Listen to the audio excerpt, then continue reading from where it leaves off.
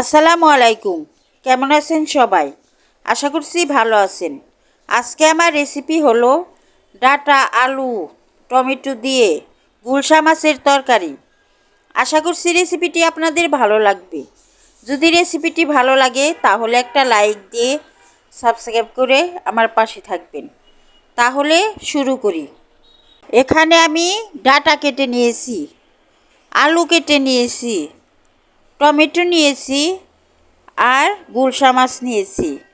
গুলশা মাছগুলা ভালো করে কেটে ধুয়ে পরিষ্কার করে নিয়েছি। এখন রান্না করার জন্য আমি চুলায় চলে যাব। রান্না করার জন্য চুলায় চলে গেলাম। চুলায় একটা কড়াই বসিয়ে পেঁয়াজ আর কাঁচামরিচ দিয়ে দিলাম, তেল দিয়ে দিলাম। এখন পেঁয়াজটা আমি ভেজে নিব। পেঁয়াজটা আমি ভেজে নিচ্ছি। একটু নরম হয়ে আসলেই পেঁয়াজটা আমার ভাজা হয়ে যাবে। পেঁয়াজটা আমার ভাজা হয়ে গেছে। এখন এর মধ্যে আমি পানি দিয়ে দিব।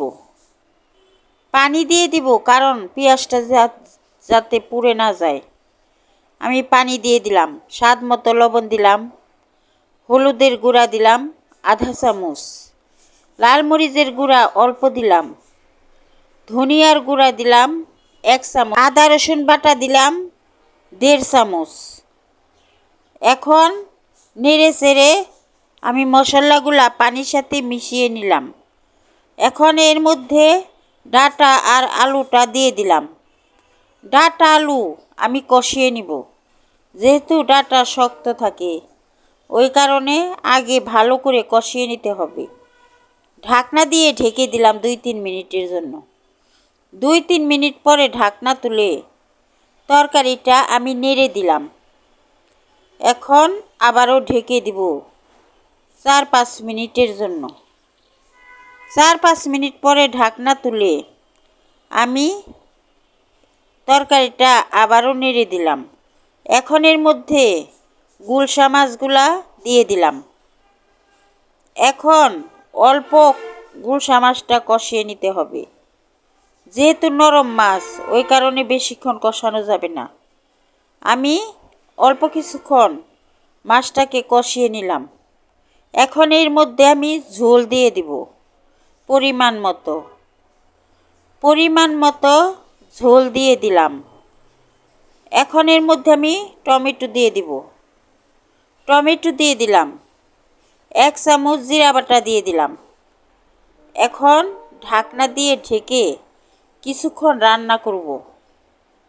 ঢাকনা দিয়ে ঢেকে দিলাম, কিছুক্ষণ রান্না করলাম। কিছুক্ষণ পর ঢাকনা তুলে তরকারিটা আমি নেড়ে দিলাম।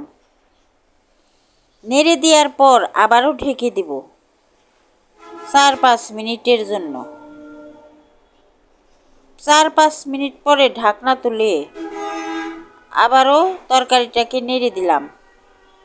এখনও অনেক ঝোল আছে ওই কারণে আবারও 3-4 মিনিটের জন্য ঢেকে দিলাম। 3-4 মিনিট রান্না করলাম।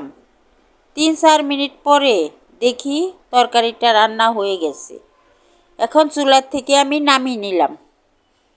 একবার ডাঁটা, আলু, টমেটো দিয়ে গুলশা মাছ এইভাবে রান্না করে খেয়ে দেখেন। আশা করছি আপনাদেরও ভালো লাগবে। যদি আমার রেসিপিটি ভালো লাগে তাহলে একটা লাইক দিয়ে সাবস্ক্রাইব করে আমার পাশে থাকবেন। আল্লাহ হাফেজ।